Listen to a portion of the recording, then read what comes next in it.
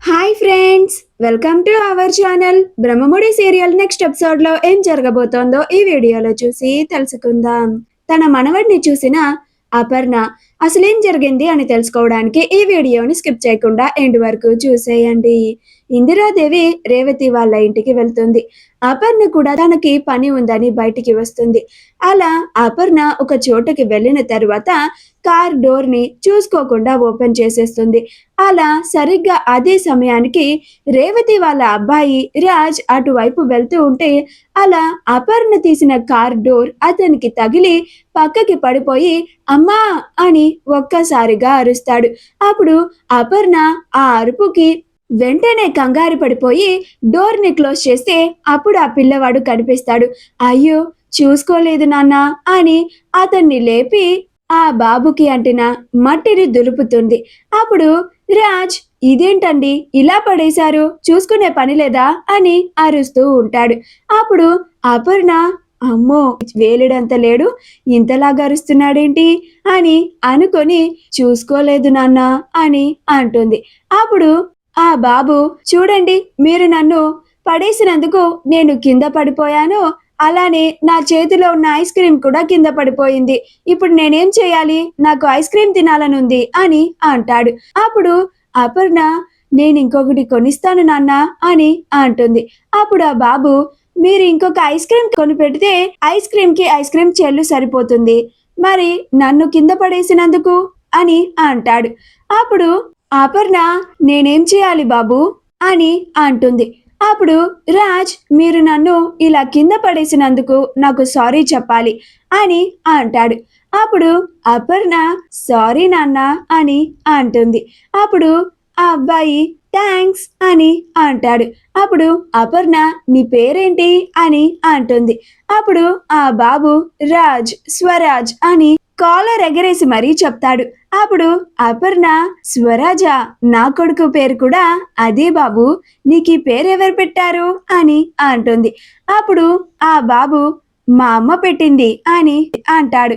అప్పుడు అపర్ణ, అవునా, చాలా బాగుంది, సరేరా నీకు ఐస్ క్రీమ్ కొనిపిస్తాను అని ఆ బాబుని తీసుకొని వెళ్ళి 2 ఐస్ క్రీమ్స్ ని కొనిపెట్టి తీసుకొచ్చి ఒక పక్కన కూర్చోపెట్టి, ఇదిగో బాబు, ఈ ఐస్ క్రీమ్స్ తిను అని అంటుంది. అప్పుడు ఆ బాబు, అదేంటి, నేను ఒక ఐస్ క్రీమే కదా అడిగాను, కానీ మీరు రెండెందుకు కొనిపించారు అని అంటాడు. అప్పుడు అపర్ణ, నన్ను అండి అని పిలవకుండా అమ్మమ్మ అని పిలువు అని అంటుంది. అప్పుడు ఆ బాబు, అలాగే అమ్మమ్మ, నాకు 2 ఐస్ క్రీమ్స్ ఎందుకు కొనిపించావు అని అంటాడు. అప్పుడు అపర్ణ, ఎందుకంటే నువ్వు నన్ను నోరారా అమ్మమ్మ అని పిలిచావు కదా, అందుకని ఒకటి కొనిపించాను, ఇంకొకటి నీ ఐస్ క్రీమ్ ని నేను కింద పడేశాను కదా, అందుకని ఇంకొకటి కొనిపించాను, ఓకేనా అని అంటుంది. అప్పుడు ఆ బాబు, ఓ అవునా, మీరు నాకు చాలా బాగా నచ్చేశారమ్మమ్మ, మా అమ్మని నాకు ఐస్ క్రీమ్ కొనిపించమంటే నాకు ఒంట్లో బాగోదు అని అస్సలు కొనిపించదు, కానీ మీరు ఒక ఐస్ క్రీమ్ కొనిపించమంటే 2 కనిపించారు, నాకు ఐస్ క్రీమ్ అంటే చాలా ఇష్టం తెలుసా మీకు అని అంటాడు. అప్పుడు అపర్ణ, అలాగా అని ఆ బాబు ముద్దొచ్చి ఆ బాబుకి ముద్దులు పెడుతూ ఉంటుంది. అలా వాళ్ళిద్దరూ సరదాగా మాట్లాడుకుంటూ ఉంటారు. అలా అపర్ణకి ఆ బాబు చాలా బాగా నచ్చేస్తూ ఉంటాడు.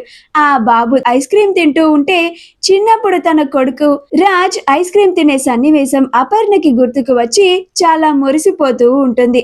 అపర్ణ వేసుకున్న లాంటి రూబన్స్, brass, rhodium, silver, green jewel set మీకు కూడా కావాలా? అయితే వెంటనే స్క్రీన్ మీద డిస్ప్లే అవుతున్న షాపింగ్ ఐకాన్ ని కానీ, డిస్క్రిప్షన్ లో ఉన్న లింక్ ని క్లిక్ చేసి కానీ వెంటనే మీ ఆర్డర్ ని ప్లేస్ చేసుకోండి. రేవతి ఇందిరాదేవితో ఇలా మాట్లాడుతూ ఉంటుంది. మా అమ్మకి మా మీద ఎప్పుడు కోపం పోతుందో, మన మధ్య ఈ గొడవలు వీలైనంత తొందరలో సమసిపోతే నా కొడుక్కి తనకంటూ ఒక అమ్మమ్మ ఉంది అని వాడికి చూపించాలని, మా అమ్మ వాడిని చాలా ప్రేమగా దగ్గరికి తీసి వాడికి ముద్దులు పెట్టాలి అని నేను కోరుకుంటున్నాను నానమ్మ అని ఇందిరాదేవితో చెప్తూ ఉంటుంది. కానీ దేవుడు తనకి తెలియకుండానే మనవడిని అమ్మమ్మని ఇద్దరిని కలిపేశాడు అని రేవతికి తెలియదు. అప్పుడు ఇందిరాదేవి, నువ్వు బాధపడుకు రేవతి, ఆ రోజు తొందరలోనే వస్తుంది, ఆ దేవుడు ఎలాగైనా విడిపోయిన మనల్ని మళ్ళీ కలుపుతాడు అని అంటుంది. అప్పుడు రేవతి, ఆ రోజు కోసం నేను చాలా ఏళ్ల నుండి ఎదురు చూస్తున్నాను నానమ్మ. మా అమ్మ దగ్గరకు వెళ్ళి నేను నోరారా అమ్మ అని మళ్ళీ పిలవాలి అని ఉంది అని అంటుంది. అప్పుడు ఇందిరాదేవి, అవును రేవతి, నువ్వు మళ్ళీ తిరిగి మన ఇంటికి వచ్చేస్తే మళ్ళీ అంతకు ముందులాగా అందరం కలిసి ఉంటే నాకంతే చాలు. ఇదిగో మీకోసం కొంత డబ్బుని తీసుకొని వచ్చాను అని ఆ పర్సులో నుంచి డబ్బులని తీస్తూ ఉంటే ఈలోగా రాజ్ కావ్యలు అక్కడికి వచ్చి తలుపుని కొడుతూ ఉంటారు. అప్పుడు రేవతి ఇప్పుడెవరొచ్చి ఉంటారు అని అనుకుంటూ ఉంటుంది. అలా రాజ్ అక్క అని పిలుస్తూ ఉంటాడు. కావ్య రేవతి గారు అని పిలుస్తూ ఉంటుంది.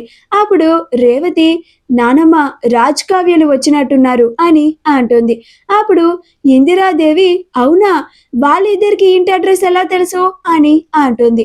అప్పుడు రేవతి స్వప్న కావ్యలని రౌడీల నుంచి నేను ఒకసారి కాపాడానని చెప్పాను కదా నానమ్మ, అప్పటి నుంచి వాళ్ళకి మా ఇల్లు తెలుసు. రాజ్ పుట్టినరోజు అప్పుడు కావ్యరాజులు ఇద్దరు వచ్చారు అని అంటుంది. అప్పుడు ఇందిరాదేవి అవునా రేవతి అని అంటుంది. అప్పుడు రేవతి నువ్వు కంగారు పడకులే నానమ్మ, నేనెవరో వాళ్ళిద్దరికీ తెలియదు అని అంటుంది. అప్పుడు ఇందిరాదేవి అది సరేలే కాని ఇప్పుడు నన్ను వాళ్ళిద్దరూ ఇక్కడ చూస్తే కొంపలంటుకుపోతాయి, ఇప్పుడు నేను ఎక్కడ దాక్కోవాలే అని కంగారు పడుతూ ఉంటుంది. ఈలోగా రాజ్ కావ్యలిద్దరూ తలుపులు కొడుతూనే ఉంటారు. అప్పుడు రేవతి నువ్వు ఆ కబోర్డ్ వెనక్కి వెళ్ళి దాక్కోనానమ్మా, నేను కావ్య రాజులతో మాట్లాడి వాళ్ళని పంపించేస్తాను, ఆ తర్వాత మనం మాట్లాడుకుందాం అని అంటుంది. అప్పుడు ఇందిరాదేవి అలాగేనే అని కబోర్డ్ వెనక్కి వెళ్ళి దాక్కుంటుంది. అలా రేవతి వెళ్ళి డోర్ని తీస్తుంది. అలా రాజ్ కావ్యలు ఇద్దరు బాగున్నారా రేవతి గారు, బాగున్నావా అక్క అని అడుగుతారు. అప్పుడు రేవతి నేను చాలా బాగున్నాను తమ్ముడు, నేను చాలా బాగున్నాను కావ్య అని చెప్తుంది. అలా వాళ్ళిద్దరిని వాళ్ళ ఇంట్లోకి ఆహ్వానిస్తుంది. అలా వాళ్ళకి మంచినీళ్ళు ఇచ్చి ఏంటి కావ్య ఇటువైపు పని ఉండి వచ్చారా అని అంటుంది. అప్పుడు కావ్య అవును రేవతి గారు, ఒక చిన్న సమస్య వచ్చి పడింది, మీరే మాకు సహాయం చేయాలి అని అంటుంది. అప్పుడు రేవతి అయ్యో కావ్య, నువ్వు నన్ను సహాయం చేయమని అడగాలా అని అంటుంది. అప్పుడు కావ్య అది మీ మంచితనం రేవతి గారు అని జరిగిందంతా చెప్తుంది. అది వినగానే రేవతి ఆశ్చర్యపోతుంది. ఏంటి కావ్య నువ్వు చెప్పేది, అప్పుని అరెస్ట్ చేశారా అని అంటుంది. అప్పుడు కావ్య అవును రేవతి గారు, రేపు కోర్టులో అప్పుని ప్రెజెంట్ చేయాలి, రేపు అప్పు కోర్టులో నిర్దోషిగా ప్రూవ్ చేసుకోలేకపోతే అప్పు ఉద్యోగం కూడా పోతుంది, పైగా అప్పు జైలుకు కూడా వెళ్లాల్సి వస్తుంది అని అంటుంది. అప్పుడు రేవతి అప్పుని కావాలని ఇరికించింది ఎవరు కావ్య అని అంటుంది. అప్పుడు రాజ్ శ్రీను సురేష్లని ఇద్దరు వ్యక్తులు ఇరికించారు. ఆ శ్రీనుది మీ బస్తీలోనే ఇల్లంట, నీకు తెలిసి ఉంటుందేమో అని ఇక్కడికి వచ్చాం అని అంటాడు. అప్పుడు రేవతి తాను ఇంతకు ముందు శ్రీను కంగారు పడుతూ బయటికి వెళ్లడం గమనించింది గుర్తుకు వస్తుంది. అయితే ఖచ్చితంగా ఆ శ్రీనునే అయ్యుంటాడు అని అనుకొని కావ్య నాకు ఏం జరిగిందో అర్థమైపోయింది, ఆ శ్రీను ఇల్లు నాకు తెలుసు, పదండి నేను చూపిస్తాను అని రాజ్ కావ్యలని తీసుకెళ్తుంది. మా వీడియో గనుక మీకు నచ్చినట్లయితే లైక్ చేయండి, షేర్ చేయండి, మా ఛానల్ ని సబ్స్క్రైబ్ చేసుకోండి, పక్కనే ఉన్న బెల్ ఐకాన్ ని క్లిక్ చేయడం మాత్రం మర్చిపోకండి.